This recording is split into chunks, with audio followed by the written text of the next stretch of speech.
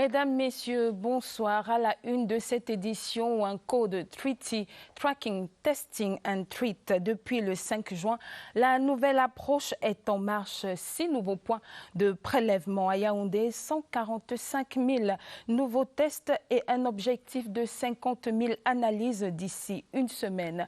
Mais face à l'enthousiasme des chiffres, la froide réalité du terrain et les tests qui demeurent un bien rare, le vrai visage de la prise en charge dans cette édition. Le Covid-19 et la session parlementaire de juin, une question: que feront les députés après l'intercession et des actions parfois isolées? Quid de l'unité et l'union sacrée au sein de la représentation nationale? Fera-t-elle bloc face à l'ennemi commun? C'est la seconde une dans cette édition. Puis à ne pas manquer nos rubriques habituelles, le zooming, le focus avec l'évaluation de la première semaine de rentrée, la revue de la presse et les unes du lundi. Mesdames, Messieurs, bonsoir. Une fois encore, bienvenue. Le plateau affiche complet. Et d'abord, parole à vous, Dr Georges Etoundi. Merci d'être avec nous depuis mardi. On a découvert dans le Treaty, Tracking, Testing and Treat. Concrètement, comment ça marche? Merci beaucoup de m'avoir invité à Scène de Presse, qui est une émission très suivie. Je suis content, heureux de venir ici et de pouvoir parler de certains aspects pratiques de cette guerre que nous menons contre ce virus, le Covid-19. Donc, on parle, mais vous dites pourquoi test, trace and treat? Mais en français, c'est la même chose, hein, c'est aussi traquer, 3T. Tester. Voilà, en français, c'est aussi c'est 3T, c'est treaty, c'est la même chose. Oui, vous voyez, c'est simple. Hein. Comment ça marche en fait, j'ai dit c'est simple parce qu'en réalité, comme j'ai déjà eu l'occasion de le dire ici, hein, au cours d'une émission, en fait, la guerre que nous menons, c'est vraiment plein de simplicité.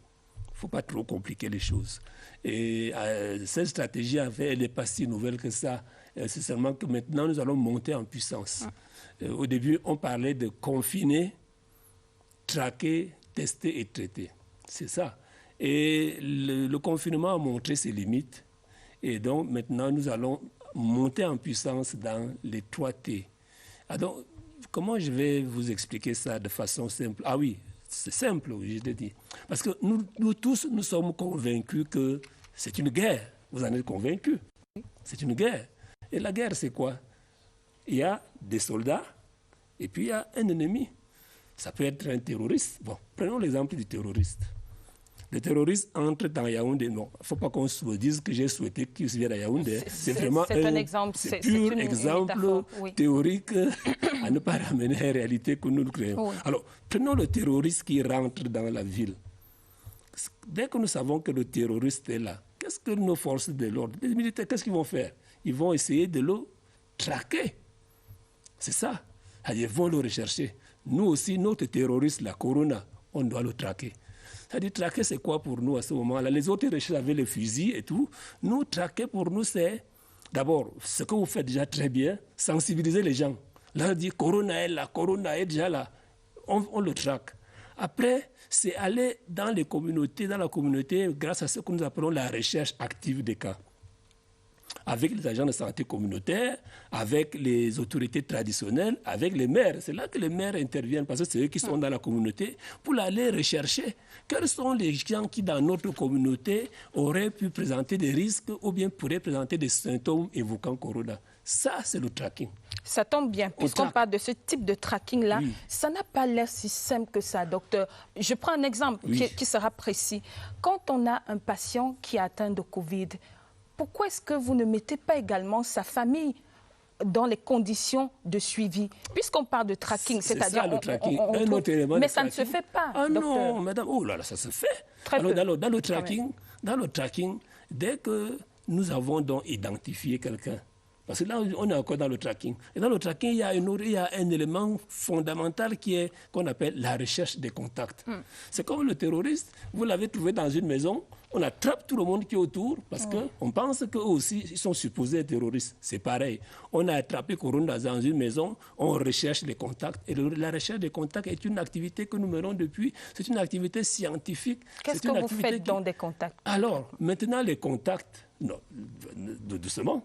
Commençons par le premier T. C'est une guerre. Donc, le premier T, c'est traquer. Je crois qu'on a bien compris traquer. On a compris. Alors maintenant, quand on a traqué et qu'on a donc identifié dans les suspects ceux qui peuvent avoir corona, ceux qui peuvent être terroristes, on les amène au commissariat pour les traiter, pour voir un peu, pour les interroger, pour confirmer s'ils sont vraiment terroristes. Nous aussi, pareil, quand on a traqué, quand on a vu qui est suspect de corona, il faut qu'on sache si c'est vrai, tester. Et c'est là où nous avons beaucoup gagné parce que pour tester, il faut un élément fondamental, technique, qui s'appelle le laboratoire ou alors les tests diagnostiques rapides. Au début de la maladie, au vu de l'énorme demande qu'on pouvait avoir au laboratoire, nous n'avions pas les capacités de répondre à la demande. On va parler des tests. Donc c'est ça. Tester, c'est donc le laboratoire, les tests diagnostiques rapides. Aujourd'hui, parce que nous avons fait un effort, comment dirais-je, un gros effort, un très gros effort, d'avoir des laboratoires dans presque tout le pays qui peuvent faire ces tests, parce qu'on a fait le gros effort d'accueillir des tests diagnostiques rapides, on peut donc se lancer aisément dans le test, le deuxième T. Et évidemment, quand on a testé et qu'on a donc trouvé des positifs, il faut les traiter. On passe au treat. Voilà, donc 3 T. C'est simple, là. Est-ce que c'est compliqué? On verra bien tout au long de cette émission. Serge Pout, bonsoir. Bonsoir, Rachel. Heureuse de vous retrouver, on se comprend. Vous allez bien, Merci.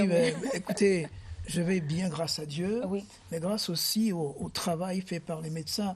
Je dois confesser que nous avons de très bons médecins, une équipe médicale qui d'ailleurs s'occupe bien des malades. Tous ceux qui sont passés par les centres de santé, par les hôpitaux, témoignent de ce qu'au Cameroun, nous avons de la compétence. Voilà ce que je peux dire pour l'instant. Maintenant, je suis à votre disposition. Mais votre témoignage, peut-être en 1 minute 30, vous savez. Oui, c'est votre témoignage entre le moment où vous sentez les symptômes, vous vous sentez mal, est-ce que vous êtes passé par ces étapes réglementaires? Est-ce que ça s'est passé normalement, aussi simplement que le dit le docteur? Bon, alors, je crois que chez moi, ça ne s'est pas passé de cette manière, enfin, ça ne s'est pas additionné. Disons que le tracking et le test, ça s'est fait au même moment. Donc, je faisais déjà la maladie sans savoir. Moi, je suis traversé, secoué par un froid qui me glace, et je ne sais pas que c'est ça.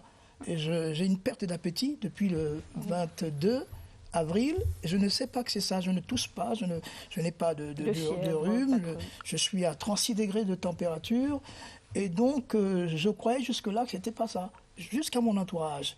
Et le 29, quand je vais à l'hôpital, à la clinique du Jourdain, j'ai découvert tout à l'heure que le docteur était contrôlé ma situation. C'est là que je fais à la fois le scanner et le prélèvement. Je ne vais pas rentrer dans les détails de comment ça se passe, mais je découvre que les centres de santé sont hyper surchargés. Il y a une forte pression, une forte demande. Voilà comment ça se passe. Vous avez demandé tout à l'heure au docteur, est-ce que ça tout baigne dans l'huile? Bon, les retours que nous avons, on va parler de ça tout à l'heure, ne sont pas toujours évidents. C'est-à-dire que le Covid, ou le SARS-CoV-2, le virus qui donne le Covid-19, est nouveau. Et nous sommes dans une société, d'ailleurs les sociétés du monde ne se sont pas préparées à documenter le monde des microbes. Le problème central dans le monde, c'est que les priorités ont été mises ailleurs. Et on a oublié que 3 milliards d'années avant que nous venions sur la Terre, il y avait les microbes, les virus et autres. Et nous avons totalement oublié ce genre de choses. Donc on est surpris, on est battu de vitesse et là on se rattrape. Heureusement qu'il y a une réponse locale et nationale parce que les frontières étaient fermées. On a pu démontrer à travers ça. Donc moi je pense que pour mon expérience, il y a eu à la fois tout en un parce que grâce à Dieu, le directeur général de la CRTV a rapidement fait avancer les choses. Le ministre de la Santé également a entendu mon cri du cœur. Mais là, c'était parce que vous êtes Serge Pout, oui. Parce que vous êtes connu du kidam, de l'inconnu, du monsieur X qui est malade. Oui. Alors, on va voir ça tout de suite, parce que l'accès au test reste encore une épreuve pour les patients. Docteur, certains se rendent en masse dans les points de prélèvement, mais l'examen, comme le retrait des résultats, est loin d'être une évidence. La croix et la bannière des patients, c'est un zooming que signe Barbara Padjama.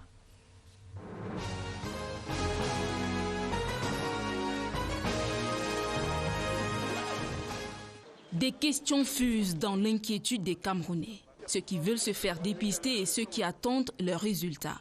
Les tests sont disponibles et circulent dans les villes, greffés au slogan du ministère de la Santé publique « Traquer, tester et traiter ». Les 3 T sont en exécution. Beaucoup sont dans l'attente des résultats de leurs tests du Covid-19. Moi, je m'avais venu faire les tests très rapidement. Bon, on m'attend comme ça avec les résultats. Ils patientent entre 3 et 14 jours pour connaître leur statut. Dans l'ignorance, naissent des spéculations qui condamnent. Nous avons ouvert les portes du temps, de la réalité et de la vérité enfermées dans les couloirs de ce laboratoire. Le Centre Pasteur receveur universel de tous les échantillons parle. C'est ici qu'on les garde, donc c'est des congélateurs qui sont pleins, bien les retirer et puis on va les tester de l'autre côté. La procédure explique tout. Le Cameroun ne compte que 10 laboratoires d'analyse et chacun d'eux a une performance. Chaque fois quand le Centre Pasteur reçoit les échantillons qui viennent du terrain, nous essayons de les dispatcher. Donc si je dis par exemple que les autres vont prendre 500 échantillons et nous 300, les 3 autres labos et nous 500, ça veut dire qu'en moyenne, la capacité pour Yaoundé, c'est de tester 800 échantillons par jour. 4000 échantillons sont en attente d'analyse ici. Voici 81, 3e tour de la journée, fraîchement sorti du terrain. Les échantillons déposés, par exemple actuellement là, c'est des affaires de lundi. Parce qu'il faut d'abord élarguer tous les 3000 qui sont en attente. Donc ce n'est pas un parcours du combattant comme les gens le disent pour avoir les résultats. Pour détecter le génome viral du Covid-19 ne prend pas autant de temps. C'est le poids des spécimens qui alourdit la rapidité des résultats.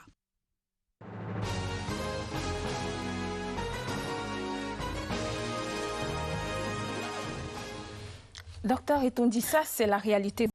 Il y a des tests en attente, 5 jours, voire 14. Entre-temps, on a tout le temps d'être malade, de mourir, ce qu'on ne souhaite pas, ou de guérir avant l'obtention du résultat. Réaction? Non, je crois qu'il ne faut pas présenter les choses comme ça. C'est la façon dont ça a été présenté, on dit le Cameroun ne compte que 8 laboratoires. Non, il ne faut pas dire les choses comme ça. Non, écoutez. Le Cameroun, de façon exceptionnelle, est l'un des rares pays qui compte 8 laboratoires. Il faut le souligner et qui ont été mis en capacité en l'espace d'1 mois et demi. Ça, c'est un effort exceptionnel. Nulle part en Afrique, on a vu un pays développer une capacité de laboratoire de 8 laboratoires de haut niveau en 1 mois et demi. Ça, il faut le dire. Il y a des pays qui en ont à peine un seul. Donc, c'est pour dire que nous devons savoir que nous sommes en situation de guerre, de catastrophe. Les choses ne peuvent pas être comme dans la vie normale. Nous sommes entrés, c'est comme si vous jetez quelqu'un dans l'eau et dans l'eau il apprend à nager. Non, on est en situation de catastrophe, en situation dégradée. Oui, mais là on comprend. Donc, ce que je veux dire, c'est que il y a un effort énorme qui a été fait pour qu'on puisse faire les tests, non seulement à Yaoundé, mais aussi dans tout le Cameroun. Donc, les capacités des laboratoires seront forcément dépassées. Et en prévision de cette capacité qui allait être dépassée, au cours des réunions habituelles d'évaluation qui sont faites, on a vu que beaucoup de pays ont adopté la stratégie d'avoir des tests diagnostiques rapides. C'est pour cela que vous voyez que depuis cette semaine, nous avons des tests diagnostiques rapides qui sont déjà déployés. Donc, nous gérons la crise. Gérer la crise veut dire que tous les jours, chaque fois, vous essayez de trouver des solutions pour contourner les problèmes réels. Donc, les problèmes réels qui se posent. Docteur, vous gérez la crise et les aléas et le fait que ça vienne. Et les aléas de la crise, vous faites bien de le dire. Celui qui nous écoute, les laboratoires fabriquent moins de réactifs. Ouais. Pour les transporter au Cameroun, il y a moins d'avions. Ouais. Voilà. Donc il y a vraiment tous ces aléas. Celui qui nous écoute aujourd'hui, qui nous regarde à Tian aujourd'hui, il se dit quoi? Que je suis puni d'être éloigné de Yaoundé? Ou est-ce qu'il y a une réponse à la même vitesse dans les villes Non, je pense que nous avons un dispositif qui s'est déployé de façon homogène dans tout le pays et qui s'est déployé progressivement à la mesure de l'évolution de l'épidémie. La réponse qui est donnée à Yaoundé et à Douala et à l'ouest n'est pas la même que qui est donnée dans les régions qui ne sont pas encore atteintes. Donc, le Camerounais qui est à Tchang doit savoir qu'aujourd'hui, si à Tchang, on ne peut pas accéder, avant, il y a quelques semaines, à Tchang, un échantillon de Tchang, on était obligé de le transporter jusqu'à Yaoundé. Non, ce ne sera plus le cas. Aujourd'hui, ce Camerounais va bénéficier des tests diagnostiques rapides. On pourra aussitôt savoir s'il est positif ou s'il ne l'est pas. Je reviens sur Yaoundé. Oui.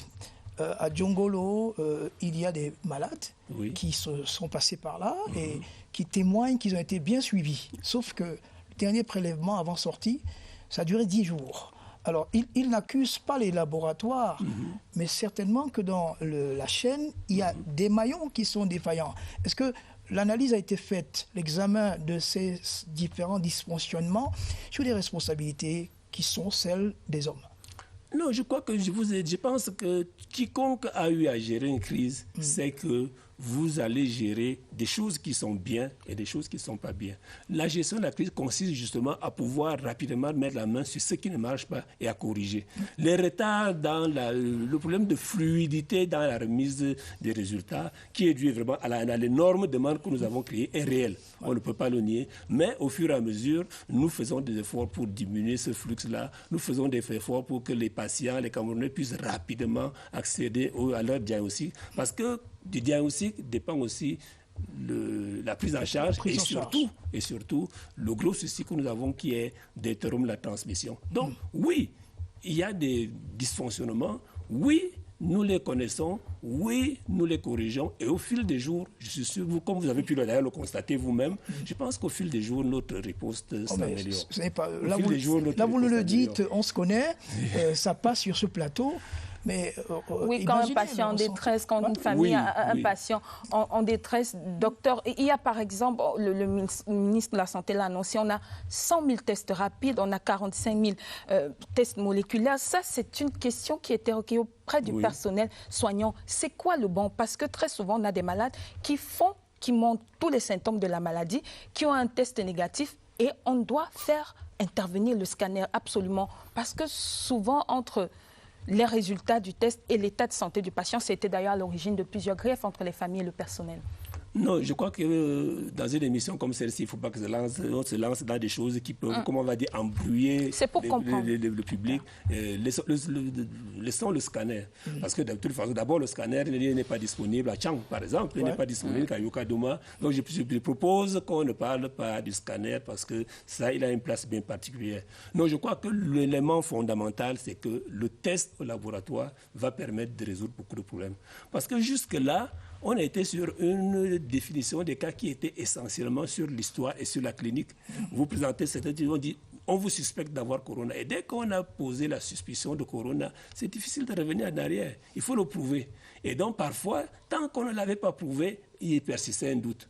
Il persistait un doute parce qu'on n'arrivait pas à vous soigner comme il faut. Et le personnel n'arrivait pas à se protéger. D'ailleurs, c'est un problème de protection pour le personnel.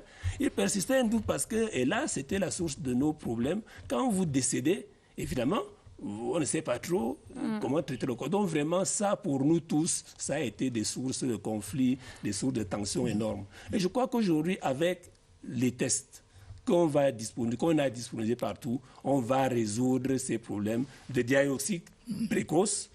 Et puis aussi, de savoir précocement si quelqu'un est décédé ou non le coronavirus et lui donner une inhumation décente. Donc, le test va vraiment être quelque chose qui va nous aider. Ok, je vous fais part d'une inquiétude d'une collègue qui était pas loin de moi quand je suis entré en isolement dans le centre de prise en charge de Jameau.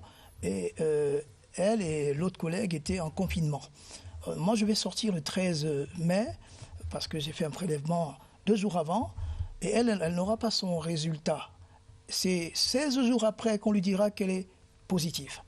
Alors, ça nous semble un peu confus dans la tête. Nous appelons au niveau du ministère de la Santé, et on refait le test, elle est négative. Comment comprendre ce type de choses? Est-ce qu'il n'y a pas des risques souvent de confusion des échantillons? Est-ce que vous n'êtes pas suffisamment débordé au point où parfois on oublie même de faire acheminer le résultat à un malade? L'autre question derrière, c'est que quelqu'un qui est positif comme ça et qui n'a pas d'accompagnement, on ne lui dit même pas vous êtes asymptomatique, voici les médicaments et autres. Est-ce que ce n'est pas le signe d'une trop grande pression? Non, je pense que non. Vous avez dit d'une trop grande pression. Je crois qu'il faut qu'on revienne à la base. Dans la vie normale, les besoins, les demandes, les besoins, tout est parfait, c'est bien réglé. On répond à des choses qu'on a prévues, tout ça va bien. La situation de catastrophe, ça signifie que situation dégradée, comme on dit au quartier, c'est gâté. Donc, je crois qu'il faut que l'on dise ici, à nous tous là, si nous jugeons la réponse que nous donnons à la situation de catastrophe par des manquements, nous allons toujours nous tromper. Parce que par définition, il y aura toujours des manquements quelque part. Ce que vous dites, c'est vrai. Nous sommes débordés et tout le monde le sait et c'est normal qu'on soit débordé, sinon ce ne serait pas une situation de catastrophe. Aucun pays au monde n'a pu donner les réponses qu'il faut. Donc je pense qu'il ne faut pas aborder la gestion des situations de catastrophe par les manquements. Quelles que soient les détresses que cela crée, bien sûr, puisque nous tous, on a été victimes. moi, j'ai perdu des gens très chers de Covid-19, alors que je les avais au téléphone, j'ai perdu des amis. Vous, monsieur Poudre, je vous ai suivi au téléphone, j'ai vécu votre détresse. Donc, je tiens vraiment à le dire pour que tout le monde, nous tous là au Cameroun, nous tous qui gérons cette affaire-ci, arrêtons de juger notre riposte par la chose qui ne va pas. Parce qu'il y en aura toujours. Et restons positifs. Mais vous comprenez quand même. Évidemment, moi, le gestionnaire d'incidents, à qui le ministre de la Santé demande au quotidien de rendre compte de ce qui se passe au Cameroun, vous voyez bien, je le comprends et je le vis. Je le vis jour et nuit, mon téléphone n'arrête pas de sonner et je sais déjà, je sais ce qu'on va me dire au téléphone. Donc, il faut avoir confiance au dispositif.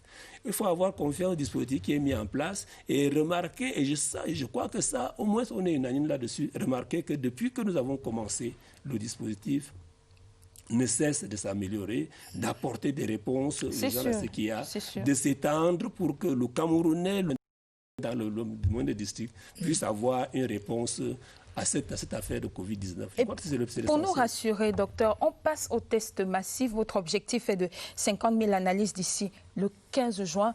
Alors, si on a une trop grande population testée et peut-être de positifs, c'est super, mais on les met où? Oui, mais ça aussi, je pense que souvent quand les gens se posent ce genre de questions, ils se mettent à recenser les lits. Est-ce qu'il y a tant de lits? Est-ce qu'il y a on va poser la question. Je vais encore revenir sur quelque chose. Vraiment, moi j'aime bien revenir sur ce simple. Vraiment, quand vous organisez vos obsèques au village,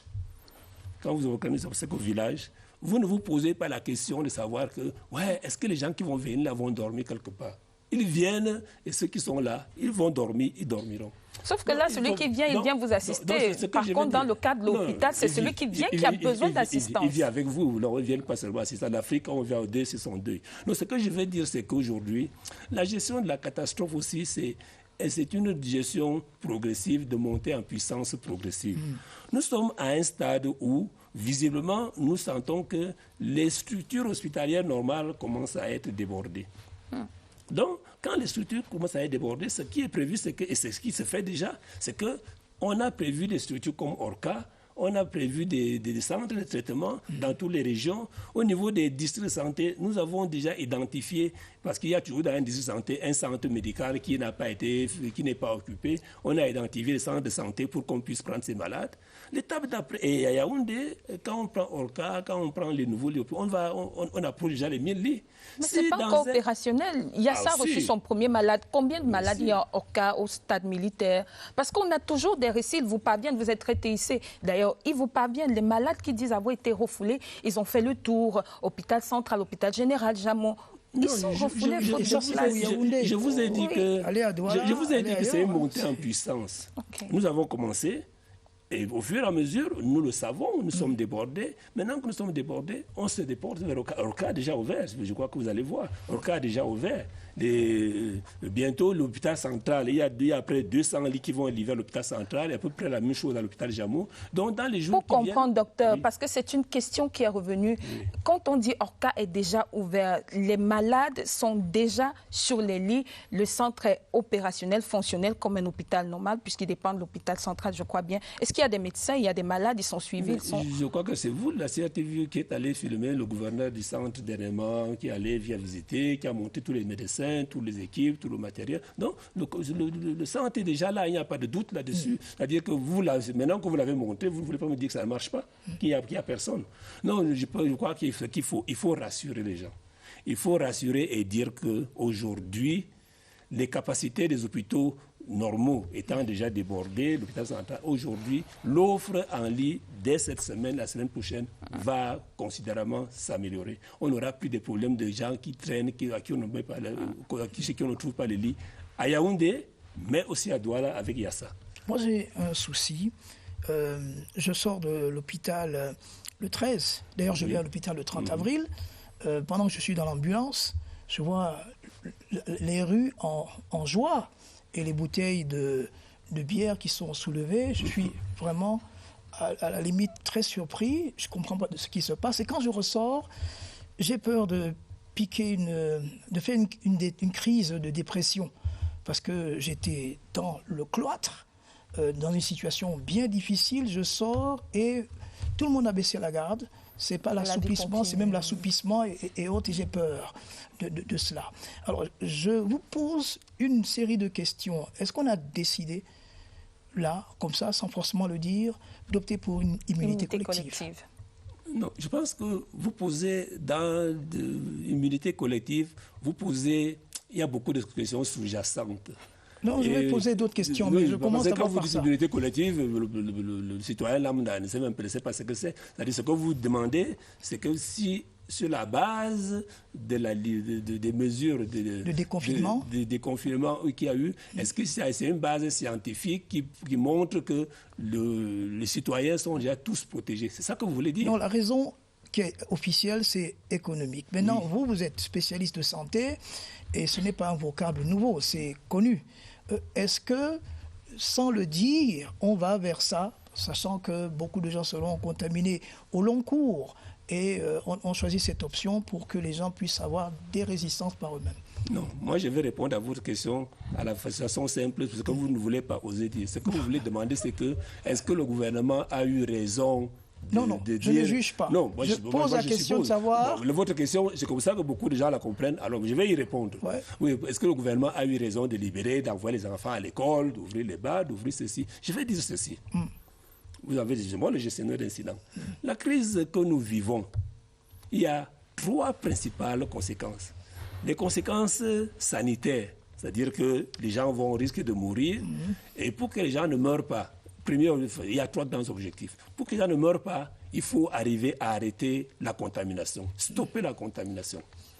Après, les gens vont tomber malades, il faut arriver à les soigner. 2e objectif. 3e objectif, nous savons bien que dans une crise comme celle-ci, où les gens sont malades, où on arrête la vie de la nation, quoi que vous fassiez, il y aura d'abord des répercussions sanitaires, c'est-à-dire des maladies comme le sida, la tuberculose, machin, qui sont peut-être plus graves que le Covid, vont tuer beaucoup de Camerounais. Il y aura des conséquences qui sont que les gens vivent, c'est l'économie. Si vous ne faites pas vivre l'économie, un pays va tomber, il y aura des maladies. Tout ça, il faut tenir compte de ces répercussions-là. Donc, vous devez faire la part des choses. Donc, c'est le gouvernement qui a une vue d'ensemble, le chef de l'État qui a une vue d'ensemble sur ces 3 objectifs, il doit prendre la décision la meilleure pour le pays. Et quand il a pris cette décision, nous, alors là je reviens aux spécialistes santé, nous, au niveau de la santé et les autres sectoriels, nous devons mettre en place des stratégies qui permettent que notre pays s'en sorte. C'est pour ça que les 3 T... On va recentrer, docteur. Peut-être, je vais reprendre la question de Serge. L'immunité collective, est-ce une option? Est-ce que vous y croyez? Est-ce qu'on peut être parti pour cette option? Est-ce que ça marche? Ça peut être efficace? Non, je crois que non, nous ne pouvons pas... Cette maladie est une maladie nouvelle, puisque vous tenez à tout m'amener sur ce terrain scientifique. Cette maladie est une maladie nouvelle et rien n'est acquis. L'immunité collective, c'est quoi pour le citoyen? L'immunité collective, c'est que on pense que si un virus rentre dans la société, parce que l'homme a les capacités de se défendre naturellement contre le virus, on pense que quand il s'est défendu contre ce virus, il garde des armes pour pouvoir plus tard mieux se protéger et attaquer ce virus si jamais il revient. C'est ça l'immunité, et que l'immunité collective, c'est-à-dire s'il y a beaucoup de Camerounais qui ont en contact le Covid, on pense que si Covid revient, il ne fera plus danger. Mais ça, c'est des hypothèses sur lesquelles je ne m'avance pas parce que je pense que la maladie est nouvelle. Mais notre stratégie n'est pas basée sur des suppositions, des hypothèses non prouvées. Attendons voir. Si c'est ça, tant mieux. On ne va pas se perdre en conjecture. Oui. Maintenant, une question précise, docteur. Ça pourrait rentrer dans la stratégie. Il nous est revenu que la plupart des malades qui décèdent le sont parce qu'ils sont en détresse respiratoire et à un moment donné, ils manquent d'oxygène. Pourquoi, si on a créé des centres spécialisés, on ne créerait pas une centrale à oxygène puisque les malades en détresse, ils sont oxygénophages, si je peux le dire ainsi. Être en détresse, ça consomme beaucoup d'oxygène, mais il n'y en a pas suffisamment et c'est une réalité en rien. Non, là aussi, je voudrais vous aborder. Je vous ai déjà parlé, je vous ai déjà dit cette histoire-là. Ne regardez Question pas, du personnel soignant. Ne regardez pas nous, mais je sais qu'à travers vous, c'est les questions que le peuple se pose. Donc, je vais dire que dans le cas des Covid, nous avons à peu près 5% de malades qui vont être des malades graves. En réalité, ces malades graves vont présenter une défaillance qui n'est pas seulement une défaillance du poumon, mais en réalité qui est une défaillance qu'on dit multiviscérale, c'est-à-dire la plupart des organes qui font marcher le corps vont être défaillants. En réalité, c'est de ça qu'il s'agit. Donc, la réanimation respiratoire, le fait de permettre au poumon de respirer, n'est qu'un petit aspect de la réanimation qu'il faut. Il faut d'abord qu'on se le dise. C'est pour ça que les gens se focalisent sur les ventilateurs. La réanimation respiratoire n'est qu'un aspect. Et dans le monde entier, c'est connu dans le monde entier. Ces malades graves-là, ces malades graves, 5%, ces malades de réanimation, c'est des malades lourds pour lesquels, quel que soit le pays au monde, le bilan, le pronostic est toujours été réservé et il y aura toujours des défaillances, soit en oxygène, soit en respirateur, soit autre chose. Donc vraiment, je pense qu'il ne faut pas qu'on pense... Il n'y a donc pas de solution, même de début de solution, puisque c'est ainsi. Mais les solutions sont là. Les solutions sont là. C'est qu'aujourd'hui, le Cameroun, en l'espace d'1 ou 2 mois, a fait un bond énorme dans l'acquisition des respirateurs. C'est-à-dire, au cas, comme vous voyez, il y a à peu près 30 postes de réanimation lourde. C'est un service de réanimation lourde très grand. Parce que même dans les pays européens, les plus grands services de réanimation lourde ne dépassent rarement 15 lits. Là, on va avoir un service de 30 lits. À l'hôpital central, on est en train d'aménager un autre de 8 lits, pareil à l'hôpital dans la cantine. Donc, il y a un gros effort quantitatif et qualitatif pour apporter des soins de réanimation lourde qui sont là. Mais soyons réalistes, ces soins de réanimation, ces lits de réanimation lourde, nous le savons, ne suffiront jamais pour qu'on puisse faire face à toutes les normes de demandes qui pourraient se poser, malheureusement. Mais cet effort est fait et c'est le plus important. Alors moi, je suis sorti d'hôpital avec une consigne du directeur de Jamo. Je lui posais la question, l'immunité c'est comment? Il me dit... Décidément, l'immunité. Il faut bien savoir. Oui, mais parce que, vous savez, vous sortez d'hôpital, est-ce que vous allez revenir ou pas? Alors, il n'est pas catégorique. Il parlait de 63% et puis 37% d'incertitude. Il a glissé. Un autre argument, c'est que le SARS-CoV-2 glisse, il migre des voies respiratoires au tube digestif, ce qu'on ne savait pas trop. Ce virus, est-ce qu'il est si malin pour se déclencher par n'importe quelle partie du corps? Est-ce que cette dimension mystérieuse n'ajoute pas à l'inquiétude de ceux qui sortent sur le risque de contamination? Donc, d'abord, les virus sont très malins. Ça, c'est d'abord, il faut le savoir. Les virus sont des petites bêtes très malines. Et le Covid nous montre ça, parce que le Covid, ce n'est pas le coronavirus, c'est des virus connus. Donc, c'est des virus connus. Et de temps en temps, ils changent. Ils changent pour venir nous attaquer. C'est des virus, c'est des petites bêtes très malines. Et ça arrange pour nous attaquer là où ça fait mal. Et par exemple, ils touchent le poumon. Donc, là, par contre, la question que vous posez, c'est, premièrement, est-ce qu'on retrouve le virus ailleurs que dans les poumons? Oui. Puisqu'on peut le retrouver dans les selles, on retrouve le virus ailleurs que dans les poumons. Maintenant, est-ce que quand on sort de l'hôpital, on est porteurs du virus. Non, parce qu'en général, vous allez voir que quand vous entrez, quand vous êtes infecté par le virus, après 4 ou 5 jours, ça se manifeste. Et puis, on sait que les manifestations étalent sur 14 jours. Après 14 jours, en principe, vous devez même avoir éliminé le virus. Donc, très souvent, même si vous avez été infecté, par exemple par la forme grave du virus, et que le virus a créé des dégâts, et que vous êtes à l'hôpital peut-être 14, 15 jours après, il est même possible qu'on ne retrouve plus le virus et que cette fois-ci, vous êtes malade des dégâts que le virus a causés. Donc, le virus en lui-même, non. Et donc, pour répondre de façon claire, à ce jour, on n'a pas démontré qu'il y a des porteurs du virus après la maladie. Non, mais est-ce que la recontamination, celui qui s'en va... Maintenant, on peut se recontaminer. Ce qui est connu, c'est que vous pouvez avoir fait le virus, la maladie, comme vous l'avez fait. Et je suis sûr que maintenant, vous le savez et que vous devez continuer à vous protéger, à respecter les mesures barrières parce qu'effectivement, vous pouvez vous recontaminer. Messieurs, on s'achemine vers la fin de notre entretien. Mais avant... Déjà? Oui, ça passe très vite. Le sujet est intéressant. Le ministre a avancé l'éventualité d'une entrée prochaine des structures privées dans la prise en charge de cette maladie. Une question en 2 temps. Qu'est-ce qui a motivé cette nouvelle position? On a vu une récente actualité sur la réouverture d'un centre, d'une clinique privée. Et quelles sont surtout les modalités? Là, c'est la question qu'on se pose. Est-ce que ce sera gratuit?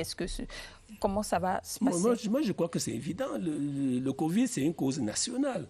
Vous avez bien vu, tout le monde se mobilise, des gens qui donnent les dons, des gens qui font ceci, et puis des gens qui apportent leur expertise. Et il est normal que le secteur privé, les praticiens du secteur privé, qui sont des médecins, des praticiens comme nous, apportent leur expertise. Mais ça doit se faire dans une organisation. Vous savez, la même organisation pour ce qui est des dons et tout ça est bien réglementé.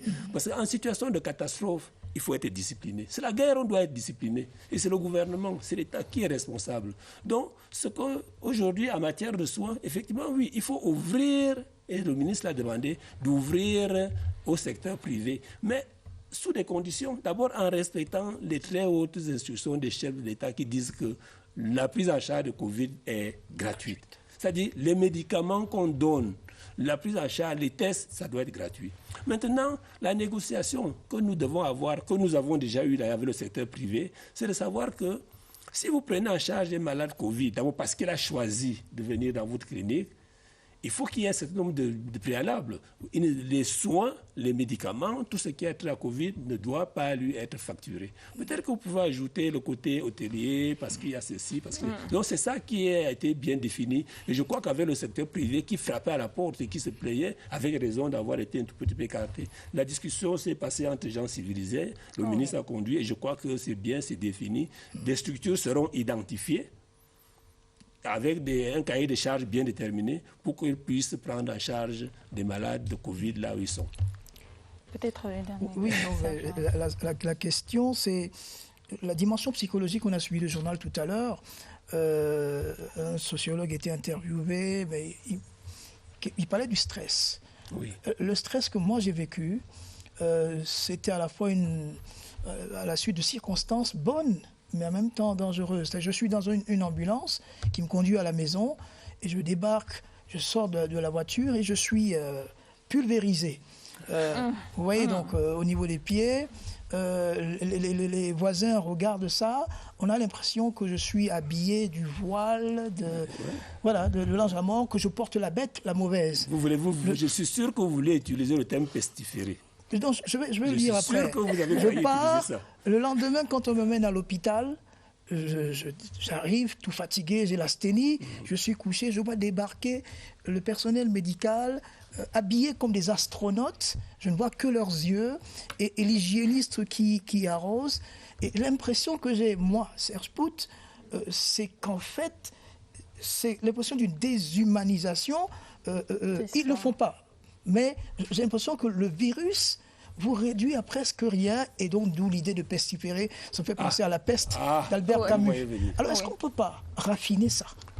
Non, je crois que, monsieur Serge, je vous l'ai dit, nous vivons vraiment quelque chose de grave, de gravissime, pour l'humanité d'ailleurs. Vraiment, ce petit virus est venu nous bouleverser dans tous les fondements même de notre société, de notre civilisation. Tout est bouleversé. Et donc, je crois que le plus important, et je pense que je le pense sincèrement, les décès et les dégâts que Covid va faire sont moins liés à la physiopathologie et à la virulence de Covid, sont plus liés aux peurs et aux comportements et aux conséquences induites. Et donc, nous, on est tous nouveaux dans cette affaire. Donc, tout ce que vous décrivez est réel. Et je crois que la grosse bataille qui aujourd'hui, les gros enjeux aujourd'hui, au-delà de tout ce que nous avons testé, traqué, la grosse bataille aujourd'hui, et c'est là que ça interpelle toute la société, c'est comment faire pour qu'on arrête avec la peur, avec la panique. Parce que la peur, c'est avec la panique.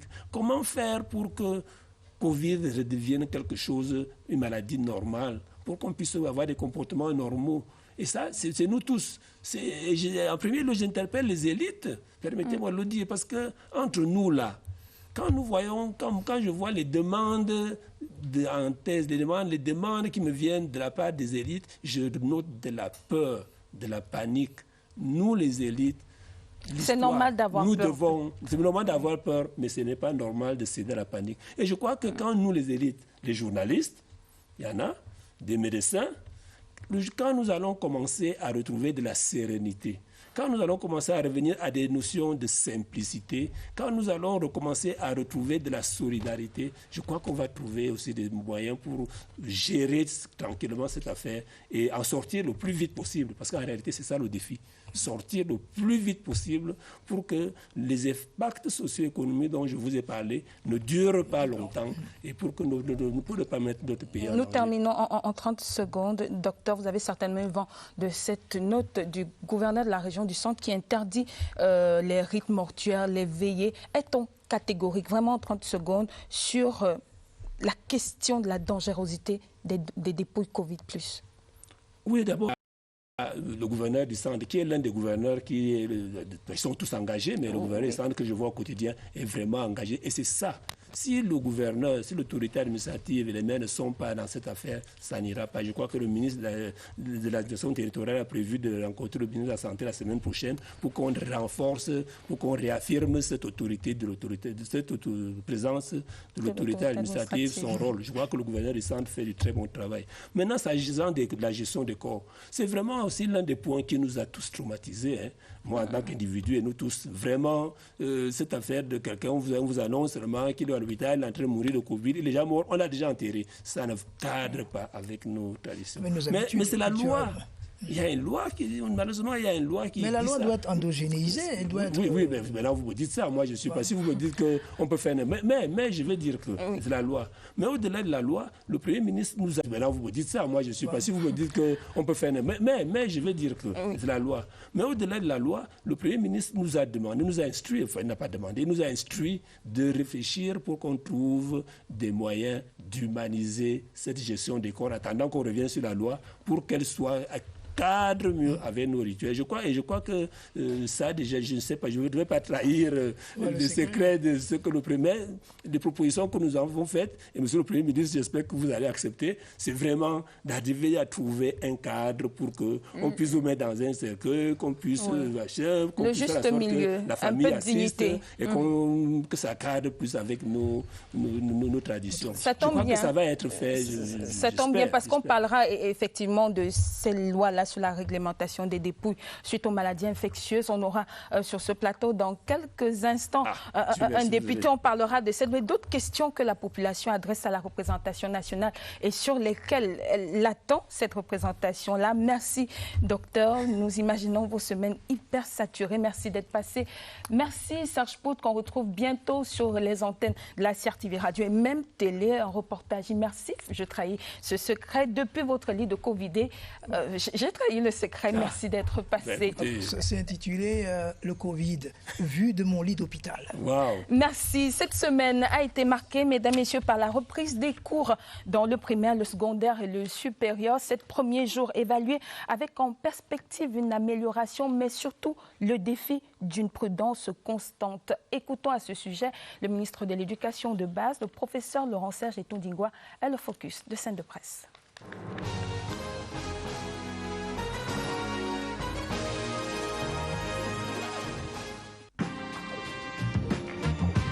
Nous avons eu des résultats meilleurs qu'on ne l'a espéré. Même les écoles au fin fond des régions sont quand même aujourd'hui toutes dotées du dispositif élémentaire pour parer à la propagation du Covid-19.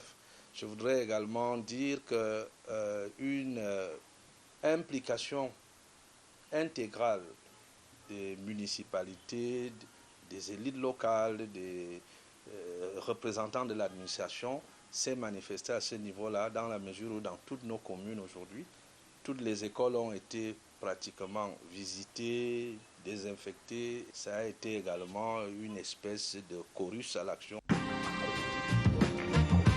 Nous avons 6 semaines de classe, plus probablement 3 semaines de période d'examen et de cours jusqu'au départ en congé.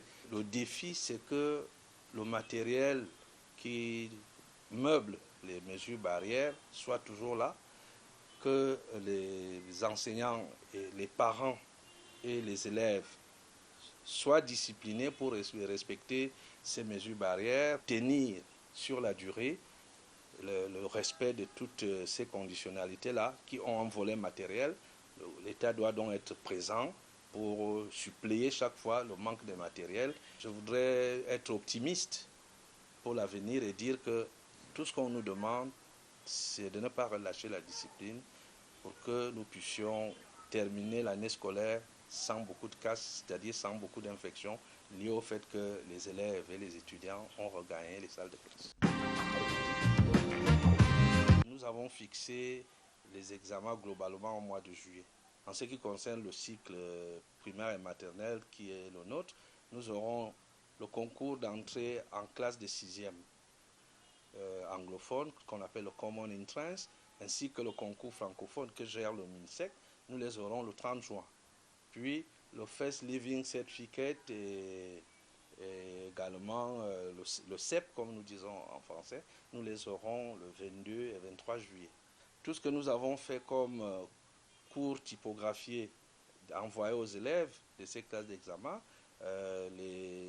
l'utilisation de toutes les plateformes numériques quand c'était possible, avec les mêmes cours que nous devions faire en présentiel dans les classes, l'utilisation du téléenseignement. On souhaite que cette surabondance améliore le taux de réussite aux examens.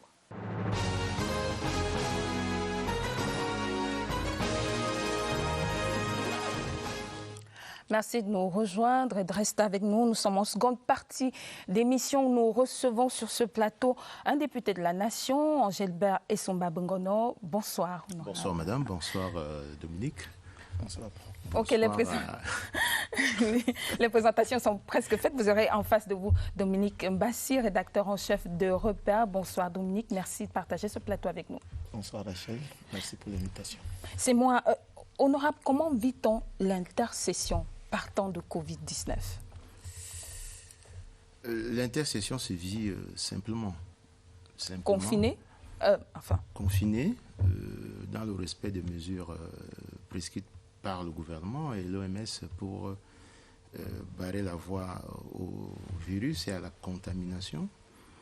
On vit également l'intercession en circonscription, principalement, parce que c'est le moment pour le député de rentrer, j'allais dire, dans sa circonscription d'élection ou électorale pour rendre compte, éventuellement, parce qu'il est membre du corps social, prendre part à la lutte telle qu'elle s'organise localement par les autorités administratives, les autorités municipales et le gouvernement, de manière à ce qu'il puisse apporter sa contribution personnelle en termes de sensibilisation, en termes de dons, en termes de soutien aux populations qui sont en but à la maladie. Alors, honorable, comme vous, on a vu plusieurs autres députés sur le terrain de la sensibilisation contre cette maladie. Alors, que vous inspire, quelle réflexion vous inspire la réalité que vous avez touchée du doigt sur le terrain au cours de cette crise sanitaire actuelle, vu notamment de ce qu'il y a, ou vu notamment de ce qu'il y a encore à faire en termes d'infrastructures et même d'accès à l'eau, puisqu'il faut constamment se laver les mains, oui. En termes de manquement. La réalité telle qu'on l'a découverte, heureusement ou malheureusement, peut-on dire ainsi, elle est celle que vous connaissez, c'est-à-dire un déficit parfois important d'accès à l'eau potable ou l'eau coulante, telle que prescrit dans le manuel. Donc il faut aller chercher l'eau parfois très loin pour venir mettre dans les récipients destinés au lavage des mains. La réalité, c'est également l'indigence. On a même vu certains utiliser à d'autres fins le matériel qui est remis pour nécessairement soutenir certaines opérations ou certaines mesures comme le lavage des mains. Vous avez vu des seaux se transformer en seaux de maçon. Le savon, qui est une denrée essentiellement extrêmement volatile dans ce contexte, parce que le seau robinet, lui, il peut durer un certain temps. Mais dans un contexte de lutte qui doit durer, le savon devient une denrée dont l'approvisionnement va nécessiter d'énormes moyens et qui ne peuvent pas être les moyens d'une seule personne. C'est pour cela que l'Union a créé vraiment la formule qui permette à tout le monde d'apporter sa petite contribution chaque fois qu'on sollicite les uns les autres pour apporter cette contribution. Il y a également, vous avez parlé des infrastructures, des zones où on ne peut pas avoir le plateau technique qui a été décrit ici par le docteur Etoundi, soit parce que la structure ou la formation sanitaire locale n'a pas le gabarit, et lorsqu'elle a le gabarit, vous voyez très bien que parfois on se trouve à l'échelle d'un département ou d'un arrondissement. Donc, c'est vraiment 475 000 km² de territoire qu'il faut pouvoir couvrir, et ça n'est pas évident. Et couvrir avec tout ce que cela entraîne en termes de défis pour le système sanitaire qui, je rappelle, a, de mon point de vue, et tel que j'ai apprécié la réalité, 3 principales fonctions qui vont poser des problèmes. La fonction préventive. Donc il faut pouvoir toucher tout le monde, soit par la sensibilisation, soit par la nécessité que tout le monde mette un masque ou alors respecte la distanciation physique. La fonction curative, lorsque quelqu'un est déclaré malade, vous avez parlé des traitements tout à l'heure, qu'est-ce qu'on fait?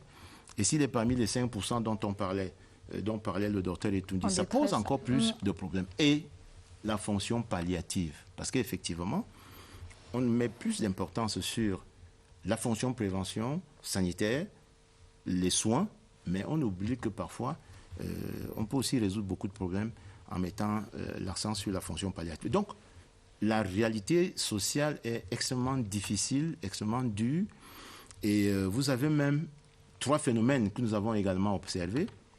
Il y a d'abord une insouciance. Certains vous disent qu'il n'y a même pas la maladie. Et il y a en plus l'indiscipline, parce que c'est le gouvernement qui prescrit ces mesures. Il y en a qui ne les respectent pas. Vous voyez des gens qui continuent à sortir sans leur masque, des gens qui continuent à s'agglutiner à des endroits à plus de 50 sans respecter la distanciation. Il y en a qui continuent à ne pas se laver les mains couramment. Et il y a un 3e niveau, c'est l'incivisme. Donc le Cameroun est confronté à ces 3 réalités visibles, palpables au niveau de la société qui font que tous les efforts qui sont mis par ailleurs pour lutter contre le virus sont dilués dans ces 3, j'allais dire, effets, situations sociales indépendantes de la volonté de chacun de nous. Monsieur Somba, je vais d'entrée déjà vous poser une question, somme toute pratique. Oui. Vous êtes député, élu de la nation. Comment vous avez accompagné vos électeurs pendant l'intercession dans ce qu'on appellerait la stratégie du gouvernement riposte contre la propagation du Covid-19, vous, de manière pratique? Oui. Comment vous les avez accompagnés, ces populations? De manière pratique, j'ai adhéré à un plan de riposte qui s'est décliné au niveau de ma circonscription par Madame le Préfet, que je salue d'ailleurs, et les sous-préfets et les maires. Donc, en tant que député, chaque fois qu'on m'a sollicité, j'ai apporté ma contribution en donnant du savon, en participant à la sensibilisation, en participant également à ce qu'on pouvait appeler l'union sacrée, c'est-à-dire lorsque Madame le Préfet invite toutes les autres élites, elle ne peut pas ne pas inviter monsieur le député pour qu'il apporte sa modique contribution. Et je crois que vous avez vu que tous les députés, de façon globale, sont allés dans cette dynamique de contribution personnelle et d'engagement aux côtés de ceux qui sont, de par les textes et de par les lois de la République, engagés en termes de front à la lutte contre la maladie. Et ce sont les autorités administratives chargées de l'ordre public, donc l'ordre sanitaire. Ce sont les autorités municipales qui ont reçu d'immenses compétences transférées en termes de santé publique. Ce sont également les autorités gouvernementales centrales qui édictent un certain nombre de mesures que nous devons respecter. Monsieur Somba, je vais vous poser la question à dessein. Parce que contrairement à ce que vous soutenez, moi en tant que journaliste, donc observateur de la scène politique, nous n'avons pas beaucoup vu les députés sur le terrain. Ils étaient presque invisibles, en dehors de une ou deux initiatives. Quelques députés, les députés de la Léké, les députés du Vouri, dans le Grand Nord, chacun, quelques rares députés étaient présents sur le terrain. On n'a pas beaucoup vu les députés. Pourtant, les députés sont impliqués. Certains vont même à titre personnel. Or, ce n'est pas ça l'enjeu. Il ne s'agit pas d'aller à titre personnel. Il s'agit d'entrer dans une dynamique d'union sacrée. Chacun dans son rôle. Quel est le rôle du député? Ça, c'est la première question que vous auriez dû vous poser. Et vous avez vu qu'on interpelle beaucoup plus les autorités municipales. Parce que puisque les acteurs principaux de la décentralisation. Pas seulement parce qu'ils sont acteurs principaux de la décentralisation, madame. Parce que c'est à eux que revient la prévention civile. Vous avez vu le MINAT, l'implication du MINAT à travers de la direction de la protection civile. Voilà ceux qui sont au front de la prévention civile. Ceux qui sont au front de la prévention sanitaire, ce sont les services et les structures déconcentrées du ministère de la Santé publique. Laissez-moi terminer. Parce que vous voulez justement que j'aille dans ces détails. Ceux qui sont au front des soins, ce sont également les formations sanitaires. Ceux qui sont au front de la fonction palliative, ce sont encore et encore davantage les formations sanitaires. Le député a son rôle. Voter la loi, soutenir le gouvernement, donner le dispositif légal qui permet justement à ces acteurs d'intervenir. Mais le député, comme je vous l'ai dit, est un membre du corps social. C'est à ce titre qu'il apporte sa modique contribution. Parfois, il est seul, comme dans ma circonscription, à apporter cette contribution avec les moyens que vous connaissez, c'est-à-dire appuyer localement le préfet, appuyer le sous-préfet, appuyer monsieur le maire lorsqu'il se déploie. Voilà ce que fait le député. Venir tenir éventuellement des réunions de sensibilisation, s'assurer que dans le cadre du suivi du budget d'investissement public, dont il est parfois président du comité de suivi dans son département, s'assurer, disais-je, que tous les projets qui sont dédiés à la santé publique sont effectivement réalisés. Ne vous en faites pas, honorable. On va en parler parce que c'est bien précis, c'est dans le canevas de cet entretien. Mais d'abord, puisque vous avez dit que vous êtes présent sur le terrain, vous parlez de l'union sacrée. Restons donc dans cette union sacrée version Parlement. On a l'impression qu'elle n'existe pas puisque chaque député semble jouer pour son camp. On a vu PCRN, UNDP, RDPC, et même au sein du RDPC, c'est chacun pour soi à peu près sur le terrain. Il n'y a pas vraiment d'action en bloc. On ne va pas dire les parlementaires, les députés. On va dire député RDPC, député PCRN, député. Est-ce qu'à la fin, peut-être, on ne verra pas, on a vu les sénateurs cotiser, mettre la main à la poche, donner une cagnotte. On tarde à voir cet engagement de l'Assemblée nationale, des députés dans l'ensemble. Je crois que c'est davantage de cela que parle Dominique. Ça veut dire que vous n'avez pas toute l'information. Donnez-la nous. Bien, ok. Le groupe parlementaire RDPC, qui est le majoritaire, c'est d'ailleurs le seul groupe, a cotisé. Chaque député de ce groupe a apporté une contribution financière. Je crois que les députés des autres partis que vous citez l'ont fait également. Mais je me répète, pour que tous ceux qui nous suivent comprennent très bien, si vous mettez dans la tête de l'opinion que le député a un rôle à jouer au front dans la lutte qui nous concerne, on va la perdre, madame. Le député est à sa place pour accompagner les institutions centrales, le président de la République, le gouvernement, l'Assemblée nationale elle-même, mais aussi les autorités locales en charge de la lutte au fond. Maintenant, chaque député, en fonction de ses moyens personnels, peut s'engager plus ou moins que les autres. Mais moi, je les ai vus, et c'est même très fréquent d'ailleurs. Certaines éditions de vos journaux, à la CRTV notamment, passent à longueur d'antenne. Que ça, ces images-là, de nombreux députés qui sont sur le terrain, qui apportent des seaux, qui apportent des seaux et des robinets, qui apportent du savon, qui apportent des masques, qui apportent des thermoflash, qui apportent un certain nombre d'outils aux populations. Ça, c'est le premier point. Le deuxième point, nous sommes tous des députés de la nation. Chaque député représente l'ensemble de la nation, mais chaque député a d'abord une circonscription. C'est pour cela que vous allez voir que très souvent, la préférence, et c'est humain, est donnée à cette circonscription parce qu'on sait que de façon égalitaire, en osmose, si chacun agit dans sa circonscription, tout le territoire national sera couvert. Mais l'action du député, pour qu'elle ait un impact national, c'est à l'Assemblée nationale. Ce n'est pas dans la circonscription, ce n'est pas dans la commune. D'accord, monsieur. Maintenant, est-ce qu'il y a l'union sacrée? Mais je peux vous assurer que tous les députés de tous les partis sont sensibles à la question de la lutte contre le Covid-19. D'ailleurs, tous les députés ont fait des efforts pour aller dans leur circonscription ou dans leur lieu de résidence lorsqu'ils sont à Yaoundé ou à Douala ou à Bafoussam ou à Garoua pour appuyer ceux qui sont en charge. D'ailleurs, bien répondre à votre question et conclure sur ce sujet, vous allez remarquer que la plupart du temps, justement pour obéir à la préoccupation de madame, certains vont jusqu'à estampiller les dons de leur nom. Ce qui, de mon point de vue, n'est-ce pas trop politique, plus politique qu'autre chose? Non, écoutez madame, c'est humain. Je vous ai dit que le député était membre du corps social. C'est normal qu'il partage les moments difficiles des populations qui sont à ses côtés. C'est normal qu'il partage également les moments de joie. C'est également normal que le député, qui est en contact avec les populations dans son lieu de résidence et dans sa circonscription, apporte sa contribution à l'effort de lutte qui est engagé par toute la nation. Oui, monsieur Soba, est-ce que c'est parce que le député n'apparaît pas aux avant-postes de la lutte contre la pandémie de Covid-19 que l'Assemblée nationale, au début de cette crise sanitaire, a envoyé un mauvais signal à l'opinion publique? Je m'explique.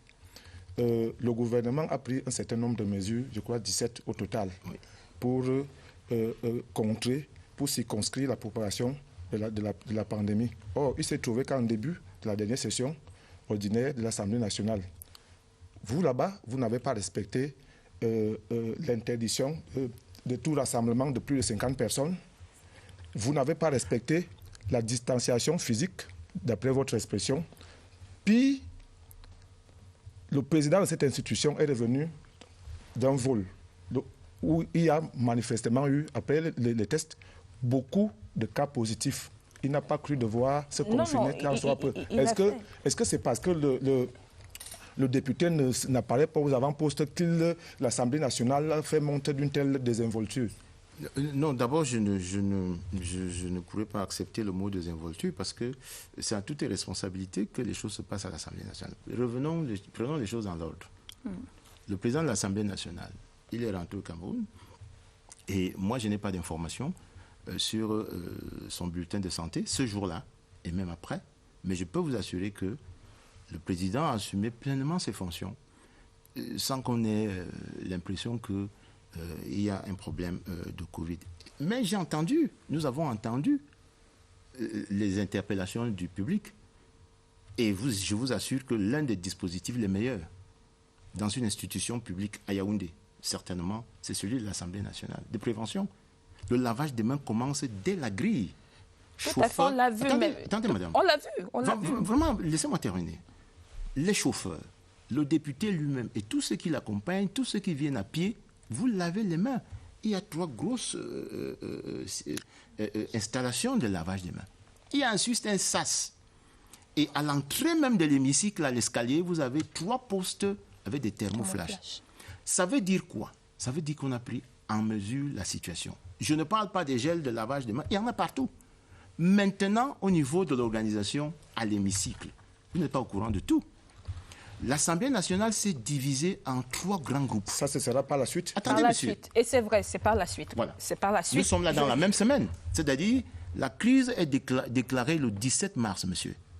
Dès le 22 mars, c'est-à-dire, lorsque nous commençons les travaux en commission, le dispositif est déjà mis en place. Parce que tout le monde tire sur l'Assemblée nationale. Moi, je peux vous assurer que le jour, par exemple, le jour où on donnait les attributs aux députés, l'actuel président de l'Assemblée nationale était assis à quelques lieues de moi. Nous étions, lui et moi, à pratiquement 2,5 mètres de distance. Pourquoi? Parce que même les strates supérieures a été utilisé pour accueillir les 180 députés. Et maintenant, pour les travaux en séance plénière, nous nous sommes constitués en 3 grands groupes, puisque le RDPC a le plus grand groupe. Le RDPC a divisé le nombre de ses députés en 3 groupes de 50, et les autres députés, eux, ils venaient de façon permanente. Mais je vous dis qu'il n'y a jamais eu à l'hémicycle, au même moment, plus de 50 et quelque chose de personnes. C'est-à-dire que nous avons fait l'effort de nous adapter parce que tout de suite, lorsque les premières critiques arrivent, l'administration de l'Assemblée nationale se saisit de l'affaire. Et je veux même vous dire plus. Pour la session qui arrive, vous savez qu'on a déménagé. Et c'est d'ailleurs la CRTV qui a diffusé les images de la salle de 400 places. Qui peut accueillir On va parler de la prochaine session. Voilà. Vous permettez, je vais vous interrompre pour qu'on enchaîne avec le prochain élément. C'est la revue de la presse où on va parler de la rentrée des classes, la lutte contre le Covid-19, l'évolution des chantiers de la CAN. C'était des sujets à la une de l'actualité. Mais comment est-ce que les journaux en ont parlé? Comment est-ce que cette actualité-là a été traitée? C'est le cœur de la revue de presse, une signature de Franck Evina.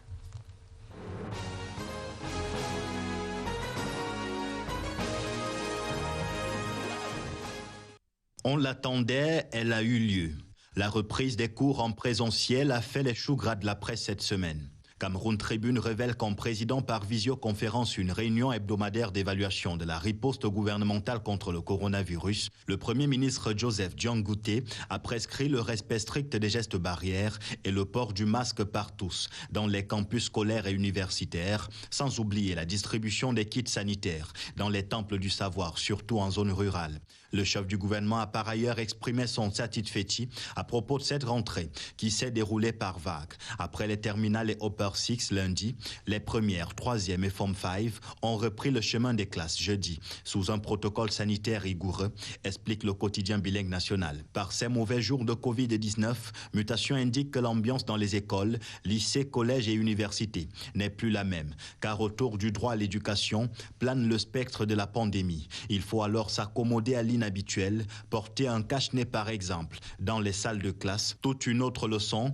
que peinent à assimiler certains. Heureusement, la surveillance est accentuée, constate le quotidien de la rue de l'aéroport. Une vigilance justifiée car selon le journal Le Jour, cette rentrée s'est déroulée dans le feu du pic de la pandémie, alors que des experts craignent que le retour à l'école n'expose les jeunes à un risque irraisonnable dans un contexte d'accélération du taux de contamination. Pour éviter cela, les temples du savoir se sont parés. Malgré l'ambiance morose, les mesures barrières étaient au menu de la rentrée, affirme le quotidien bleu. Sur une autre ligne de front anti-Covid-19, le ministre de la Santé publique en faisant le point sur la mobilisation des contributions dans le fonds de solidarité lancé par le chef de l'État a salué l'adhésion des forces vives de la nation. Pour repère, Manaouda Malachi a joué la carte de la transparence en révélant dans les détails les sommes et les équipements gracieusement offerts. Déjà, plus d'1,687 milliard de francs CFA et de nombreuses donations matérielles. Un bel élan de solidarité à l'image d'une nation camerounaise unie et jalouse de ses institutions, dont le chef de l'État. Rien à voir avec ce Cameroun toujours peint en noir par certaines officines médiatiques. En une dans signature, le cas RFI, Radio France Internationale, qui a le Cameroun dans son viseur, selon le journal de Pierre Lebon Elanga. Dans un vaste dossier de 8 pages, signature brouille les ondes négatives de la radio dite du monde sur le Cameroun, le pays de tous les impairs de la terre, dont on se sert parfois de ses propres fils à travers des recrutements orientés pour perpétuer un pacte colonial pourtant aboli. Signature va plus loin en présentant Radio France Internationale comme l'un des faucons noirs contre le continent africain. Illustration à travers ses invités Afrique, prise à charge dans une véritable foire aux questions orientées pour des dessins inavoués. Dans cette théorie de l'ombre, Signature indique pour le regretter que la radio du monde fait des émules au sein d'un groupuscule de Camerounais. Depuis l'Occident, ceci réglerait les comptes pour le compte du maître. C'est aussi depuis l'Occident que le rapport Valsero a prétendu effectuer un maladroit droit de réponse au directeur général de la CRTV, Charles Ndongo, l'exégète du journalisme. Selon Signature, l'ancien pensionnaire de la prison centrale de Yaoundé, visiblement bourré lors de son direct sur Facebook, n'a toujours pas trouvé la bonne gamme, ni dans la musique, ni dans la politique. Mais quel culot d'avoir prétendu donner des leçons de journalisme à un journaliste chevronné, véritable orfèvre de la plume. Signature fait remarquer à Valsero que celui qui préside aux destinées de la CRTV est pour le journalisme ce que Manu Dibango est pour la musique, une icône, une légende. La revue de presse était Sur la scène.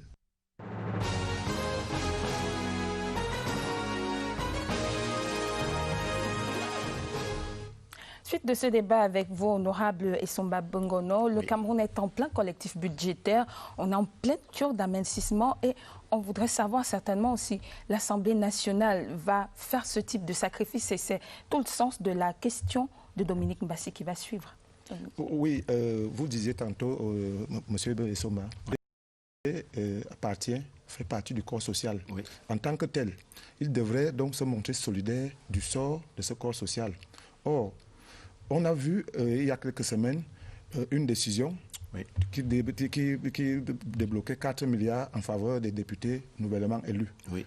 Ce corps social a justement mal pris une telle décision. Si en d'autres temps, ça aurait pu paraître normal, mais compte tenu du contexte du moment, ce corps social ne comprend pas que les députés ne veuillent pas lâcher de tels privilèges au moment où justement l'État fait face à des difficultés de trésorerie.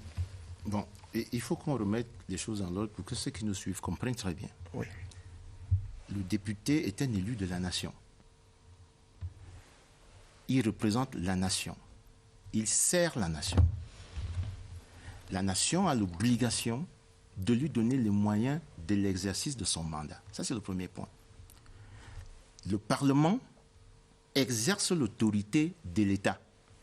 Il n'y a que le Parlement et le président de la République. Ça, c'est la Constitution. L'État a l'obligation de donner les moyens au président de la République, d'une part, mais aussi au Parlement pour exercer l'autorité de l'État. Ça, c'est le deuxième point. Le troisième point, c'est que vous mettez mal les chiffres. Vous savez ce que Covid a coûté depuis le 17 mars. Comment ça nous met les chiffres? Attendez, madame. 58 milliards, ça c'est la riposte, évaluée dans la déclaration du ministre de la Santé publique courant avril lors d'une communication devant la Chambre. 2 milliards sur le fonds de solidarité. À peu près 2 milliards également en termes d'apports personnels, diverses personnalités, des citoyens. 135 milliards d'appui en provenance du Fonds monétaire international. 288 milliards de moratoire sur la dette bilatérale envers la France. À peu près 300 milliards de francs de mesures de soutien à l'économie. Et vous avez vu l'autre jour l'ordonnance du président de la République, celle du 3 juin, qui porte le compte d'affectation spéciale à 180 milliards. C'est-à-dire en 2 mois et demi, le Covid-19 a avalé un peu plus de 1000... Attendez, laissez-moi continuer. Monsieur, est-ce qu'il y a un lien... Vous allez comprendre le lien. Oui. Vous allez comprendre le lien. 1000 milliards, on n'en sort toujours pas. Même si vous ajoutez les 4 milliards et demi, toutes taxes comprises pour les voitures des députés, ça ne va pas arrêter que les gens soient inciviques, ça ne va pas arrêter que les gens soient indisciplinés, ça ne va pas arrêter que les gens soient insouciants. Mais ça peut acheter des respirateurs. Attendez, madame. Ça peut acheter des respirateurs, ça peut acheter des respirateurs. Ça veut donc dire que, puisque la nation est incapable de donner aux députés les moyens de son fonctionnement, suspendez le mandat. Parce que cette voiture est liée au mandat, à l'exercice du mandat. Mais c'est ce que vous voulez. Attendez, madame. Est-ce que la voiture fait le mandat? La voiture ne fait pas le mandat, mais la voiture est un moyen légal d'exercice du mandat. Vous connaissez certainement des députés des circonscriptions de Yaoundé et Douala. Mais je vous assure, il y a des circonscriptions. Ça, c'est la réalité, Dominique Mbassi. Ça, c'est la réalité, madame. Si vous niez cette réalité, ça veut dire que vous ne voulez pas que le député fasse bien son travail. Attendez. Et sur les 4,5 milliards, ce que vous ne dites pas, ceux qui nous regardent, c'est que près du quart part seulement au titre de la TVA et des impôts. Et que ce qui revient au député, pour qu'il ait une voiture à peu près convenable pour affronter la réalité des infrastructures routières chez nous, il doit encore s'endetter. Et ce que vous ne dites pas à ceux qui nous regardent, c'est que pour l'exercice du mandat confié par la nation, le député reçoit cette allocation sur 5 ans. Ce n'est pas de l'argent qu'il reçoit chaque année. Ce n'est pas de l'argent qu'il reçoit chaque mois. Vous avez donc 180 députés qui doivent couvrir 475 000 km² du territoire national à vélo ou à moto. Moi, je dis, ça c'est mon opinion en tant que député, si vous estimez que les députés n'ont pas le droit d'exercer leur mandat en allant en véhicule, suspendez également le mandat. Les 4,5 milliards sont destinés uniquement à l'achat des véhicules? Bien sûr, et à l'équipement. À l'équipement vous avez bien vu la formulation de la décision du ministre des Finances. Divers équipements, parce que précisément, c'est ça tous les 5 ans. De quel type d'équipement nous parlons ici? Attendez, monsieur. Vous savez, quand on nomme un nouveau gouvernement dans ce pays, tous les ministres reçoivent les avantages. Le contexte est différent. Non, le contexte n'est pas différent, madame. Alors, suspendez également l'allocation qu'on attribue aux maires. Est-ce que vous savez que les maires ont une allocation de 7 millions 7 millions pour leur installation. Donc, soyons sérieux. Si nous ne sommes pas capables, en tant qu'État, en tant que nation, de donner aux institutions les moyens de fonctionnement, fermons boutique. Vous êtes divisés, vous-même les députés, sur la question. Vous êtes divisés sur la question. On a suivi les débats. Vous êtes divisés sur la question. Nous ne veulent pas de Nous ne sommes pas divisés. Nous ne sommes pas divisés, madame. On ne demande pas l'avis d'un député. C'est un député de la nation. C'est la loi. Je regrette, c'est ça la loi au Cameroun. Et je vous dis que le fonctionnement des institutions coûte cher. Malheureusement, ce sont ces institutions qui doivent fonctionner pendant la crise. Monsieur Essomba, le sens de ma question était ceci. Oui. En d'autres temps, cela ne poserait pas de problème. Mais le contexte du moment fait que d'aucuns parlent d'une certaine indécence, d'une faute tout au plus morale. C'est-à-dire quoi? Vous appartenez, le député appartient au corps social. Oui. Au moment où le corps social éprouve tout le mal du monde, en tout cas, est face à une crise sanitaire sans précédent. Monsieur Dominique Mbassi, vous recevez quand même. Vous savez ce qui... Sur d'autres dossiers, nous avons vu pas simplement des élus, même des membres, renoncer à une partie de leurs avantages. C'était le sens de ma question. Est-ce que vous aurez pu renoncer à une fraction? Que je vous réponde donc. Les montants dont vous parlez n'ont même pas encore été payés. Depuis le 17 mars, les députés sont sur le terrain. Les montants seront payés? Non, attendez, vous pensez qu'ils fonctionnent comment? Ils prennent l'argent ou pour... Nous avons vu, votre télévision fait régulièrement des reportages. Vous pensez que les députés prennent ces moyens pour soutenir en seau, en savon, en masque, en thermoflage? Vous pensez qu'ils prennent ces moyens où? Ils prennent soit dans la famille, soit dans leur parti politique, soit dans leur religion, soit dans une association. Ça veut dire quoi? Ça veut dire que vous voulez que, et vous le dites devant tout le monde aujourd'hui, que le député soit financé par des institutions autres que les institutions de la République. Autrement dit, vous faussez le sens du mandat, la nullité du mandat impératif. Parce que si vous renoncez, si l'État et la nation renoncent à financer l'exercice du mandat, vous pensez que ça va rester comme ça? Il y aura bien quelqu'un qui va acheter la voiture. Vous voulez que ce soit un parti politique? Vous voulez que ce soit une religion? Vous voulez que ce soit une église? Vous voulez que ce soit une association de quartier? Je dis ceci. Vous êtes donc d'accord avec ceux qui ont estimé que Mme Nourane Foster, députée PCRN, qui a estimé que ce serait une faute morale pour elle d'accepter, d'aucuns ont estimé qu'elle fait du populisme. Vous êtes d'avis avec cela? Non, je ne parle pas de populisme, je ne parle pas de mes collègues députés ici. Je vous dis ceci. Si vous retirez les droits, l'immunité et le privilège qui va avec le mandat, c'est lié à l'exercice du mandat. Ce n'est pas lié au député en tant qu'individu. C'est lié à l'exercice du mandat. Si vous retirez ça, vous faussez le sens du mandat. Et si l'État du Cameroun, à travers ce que vous dites, cette opinion que moi je qualifie de nihiliste, de néo-anarchiste, si vous pensez que c'est ça qui doit prévaloir, eh bien, suspendez également le mandat des députés, dites-leur de ne plus venir. Mais je vous dis qu'en période de crise, dans un pays sérieux, seules les institutions doivent fonctionner parce que ce sont ces institutions qui apportent des réponses aux problèmes qui sont posés. On parlait tout à l'heure des 1000 milliards. Vous pensez que quelle est l'institution qui va voter l'ordonnance du 3 juin Parlons donc du de président ces de la lois. République? Ça C'est tombe bien bien. l'Assemblée nationale. Parlons Si elle de n'est ces pas convoquée, ça veut dire que c'est une faillite grave. Et ça rejoint donc la thèse de ceux qui pensent que les institutions ne fonctionnent pas au Cameroun, que le gouvernement n'est pas là, que l'Assemblée nationale aussi va fermer boutique. Vous voyez? On n'en est pas là, honorable, puisque nous avançons, nous acheminons vers la fin. Parlons des questions précises sur lesquelles vous attendez vos élus, notamment la question sur le traitement des dépouilles. On vous attend sur cette question-là. Y aura-t-il une loi là-dessus pour humaniser, donner un peu plus de dignité? Ça veut dire que vous m'obligez à parler de la procédure législative. On attend un changement, on attend des propositions. Madame, il y a une loi portant règlement intérieur de l'Assemblée nationale qui dit comment bien sûr. On structure l'ordre du jour de l'Assemblée nationale. C'est-à-dire, c'est la conférence des présidents et elle inscrit les points à l'ordre du jour dans l'ordre de priorité retenu par le gouvernement. Attendons de voir. Le 10 juin n'est plus loin. La session s'ouvre le 10 juin. Mercredi prochain. On verra, lorsque la conférence des présidents siégera, elle dira les points inscrits à l'ordre du jour. Ça, c'est le premier point. Le deuxième point, c'est que l'ensemble du dispositif, le seul point qui peut déjà être inscrit à l'ordre du jour, je vous le dis, c'est l'ordonnance du 3 juin 2020.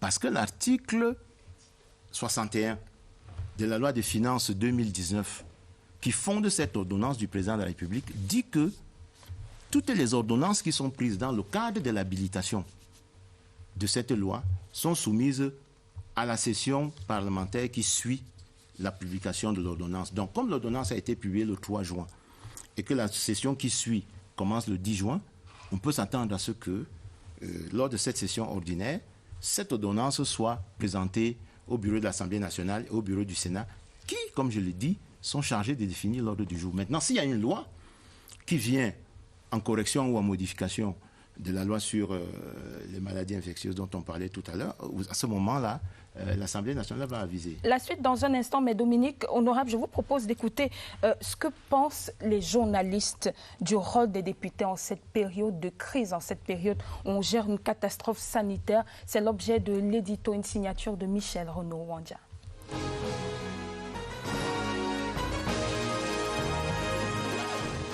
Le député vote les lois. Il vote les lois, il fait l'intermédiation entre la population et l'administration publique. Ensuite, le député contrôle l'action du gouvernement. Voilà les missions essentielles du député. Demandez maintenant si l'action du député est suffisante ou présente ou visible face au coronavirus. Je pense qu'on va un peu loin. La question du Covid-19 est une question qui nécessite une mobilisation nationale de toutes les forces vives. L'État fait déjà ce qu'il peut, mais il est attendu que tous les acteurs se mobilisent pour accompagner l'action de l'État. Et en cela, les députés représentent, en tant que députés de la nation, des gens qui peuvent porter le message, des gens qui peuvent conduire sur le terrain les mesures édictées par le gouvernement. L'heure est grave. Si l'on s'en tient aux chiffres qui sont quotidiennement diffusés pour le peu qui peut être testé, sans compter ceux qui, dans différents coins du pays, ne peuvent pas être pris en charge pour l'instant. Donc, l'heure est grave. Et à mon humble avis, la représentation nationale peut agir au niveau du contrôle de l'action gouvernementale. Question de savoir si toutes les mesures énoncées à grand renfort de publicité par la sphère gouvernementale correspondent à la réalité véritablement vécue par les malades sur le terrain. On est en train pratiquement d'exposer le député face au peuple qu'il a élu. Les populations se posent ces questions. Donc les députés, qui sont les représentants du peuple auprès de l'administration, dans l'intermédiation, c'est-à-dire dans la deuxième mission, les députés devraient être attentifs aux souffrances des populations face à cette pandémie. La question de la lutte contre le Covid est une question de sensibilisation. Il faut donc que les députés soient sur le terrain, qu'ils sensibilisent, qu'ils portent le message. Le deuxième niveau d'intervention des députés, c'est la mobilisation des moyens qu'il faut. Comme vous le savez, la question de la Covid-19 nécessite des actions en termes de cache-nez, en termes de seaux. Il faut donc que le député soit capable de mobiliser ses moyens pour pouvoir les apporter aux populations. Députés de la nation, mais élus par les communautés, on peut les retrouver dans leur interaction avec les communautés électrices. Question de voir directement sur le terrain le niveau d'appui qu'ils peuvent apporter aux communautés, d'abord en termes d'information, en termes de sensibilisation, en termes d'alerte. Les députés doivent également interpeller l'État. Qu'est-ce que vous allez faire pour que les populations se sentent protégées? Voilà l'action du gouvernement. Des choses se font déjà, mais j'ai envie de dire, il y aurait lieu d'en faire davantage. Qu'ils sont donc capables à la fois d'être sur le terrain, mais aussi de modifier les lois, mais aussi d'apporter le plus dans le changement au niveau macro de ce qui peut apporter un plus sur le terrain.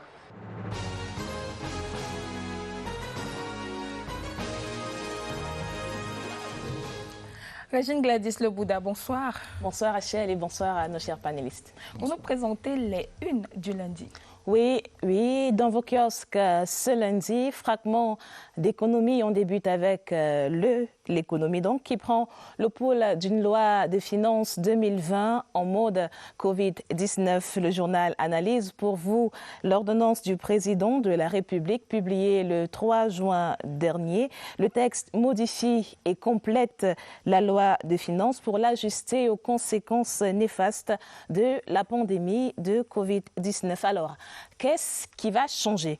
Point d'interrogation en ouverture de défis actuels et cette citation surlignée du ministre des Finances sur la question. Il dit, je cite, « Le chef de l'État a privilégié la transparence et le réalisme économique. » Extrait teasing donc pour introduire une interview exclusive de lui, Paul Motazé, entre les pages 3 et 5 de Défis actuels. Et peut-être expliquera-t-il ce constat en tribune d'Écho matin de ce lundi. Le journal a examiné à la loupe la baisse des revenus pétroliers et relève des divergences entre l'ordonnance présidentielle et les conclusions du gouvernement. Prêtez attention à la bannière d'Écho matin. Le journal vous annonce son absence physique des kiosques ce lundi pour une diffusion 100% digitale en raison d'un cas de Covid-19 détecté au sein de la rédaction. Ajustement incontournable donc, comme ce ballet diplomatique en une de Cameroun Tribune. 2 diplomates à l'honneur dans le quotidien national bilingue. La liste des invités de Paul Biya et le contenu de leurs échanges est à lire entre les pages 2 et 5. Et en sous-tribune, le journal de Marie-Claire Nana annonce un don de 600 millions de francs CFA débloqué par le président de la République lors du sommet mondial sur la vaccination. Je vous invite à lire le rez-de-chaussée de cette une de Cameroun Tribune. Grosse punchline du professeur Jacques Famendongo. Je cite « Succession de gré à gré ». Le gros mensonge de Maurice Kamto, une analyse exclusive du ministre de l'Enseignement supérieur à lire donc ce lundi dans Cameroun Tribune. Repère aussi ouvre sur cette supposée succession à la tête de l'État pour dénoncer une pure chimère. Mutation se faufile dans les couloirs de la magistrature et souligne l'inertie du Conseil national depuis 3 ans. Vous y lirez également un point de la coopération Cameroun-Corée, un zeste de diplomatie qui parfume également la une de Cameroun Insider, le dernier né de l'ASSOPECAM, 100% en langue anglaise. Et l'anglais fait titre dans l'hebdomadaire Intégration ce lundi. Black Lives Matter, c'est où le nouvel ordre mondial du vivre ensemble. L'hebdomadaire joint donc ses colonnes aux protestations mondiales contre le racisme et les violences policières. Des sujets à l'appel que vous savourez ce lundi dans vos kiosques. Rachel, bonne suite d'émission. Merci Régine Gladys. Nous vous retrouvons demain, lundi 14h en direct, live chat sur CRTV Web. Vous serez en face du ministre de la Santé publique, Manaouda Malachi. C'est un rendez-vous. Nous retrouvons sur ce plateau. 2 dernières questions, Dominique. Oui, monsieur Essomba, oui. Covid-19 oblige. Oui. Le président de la République a opéré à travers signé le 3 juin des coupes claires dans des budgets de certaines administrations, y compris la présidente de la République. Tout à fait. Est-ce qu'on peut s'attendre au cours de la session qui s'ouvre mercredi que l'Assemblée nationale aussi emboîte le pas à l'exécutif en taillant un peu dans son budget, question de réaliser quelques petites économies? Non, il n'y a pas de souci à ce niveau. C'est-à-dire que je vous ai dit que la conférence des présidents va donner l'ordre du jour de la session qui va s'ouvrir. Et on verra au développement des événements comment les choses vont se préciser. Mais je dis que l'effort de la nation est déjà colossal. Et cet effort est important. Et dans la durée, il faudra nécessairement s'adapter de manière à faire en sorte que notre capacité financière corresponde aux enjeux et aux défis qui sont lancés par la maladie. Et en cela, l'Assemblée nationale joue un rôle important parce que c'est elle qui fait les lois. Et c'est celui qui fait les lois qui fixe le cadre dans lequel le gouvernement, les municipalités, les autorités administratives, tout, et y compris les citoyens, agissent dans le cadre de la lutte à laquelle nous sommes tous interpellés. Alors, est-ce qu'on peut s'attendre également à ce que l'Assemblée nationale agisse un peu dans le sens? Parce que, de mon point de vue, la lutte contre le Covid-19, le plus gros échec, c'est la prévention. Parcourez un peu les lieux ouverts au public, en tout cas qui drainent du monde, des marchés, le débit des boissons. Oui. Vous verrez que j'ai pas fait je n'ai pas les statistiques, mais l'observation permet de croire que dans un marché, 20% de ceux qui vont porter des masques. C'est pour ça que j'estime que le plus gros échec de la lutte que le gouvernement mène au Covid, c'est la prévention. Est-ce qu'on peut donc s'attendre à ce qu'il y ait une loi, en tout cas un dispositif qui fait en sorte qu'on contraigne les gens? Ça ne pourra être qu'un dispositif contraignant, parce que nous sommes dans un dispositif d'adhésion volontaire. Depuis, la riposte est fondée sur l'adhésion volontaire des citoyens. Qui a montré ses limites. Justement, et tout à l'heure, je vous parlais de l'insouciance de certains, de l'incivisme, même de l'indiscipline. Et tous les pays qui ont gagné le combat jusqu'ici sont ceux où les citoyens sont disciplinés. C'est-à-dire, respectent scrupuleusement les mesures qui sont prises. Et on ne peut qu'insister là-dessus, c'est-à-dire, respectons ces mesures, lavons-nous régulièrement les mains à l'eau coulante, sortons avec notre masque, sinon restons confinés, ou alors lorsqu'on se retrouve dans un lieu où il y a plus de 50 personnes, lorsqu'il y a de l'affluence, respecter la distanciation sociale. Merci, honorable, pour ces rappels. C'est la fin de cette émission. Merci à nos panélistes, Serge Pout, Dominique Mbassi, honorable Essomba Bengono, docteur Etoundi Bala. Merci à nos équipes techniques et rédactionnelles. Mesdames, Messieurs, bonsoir. Merci.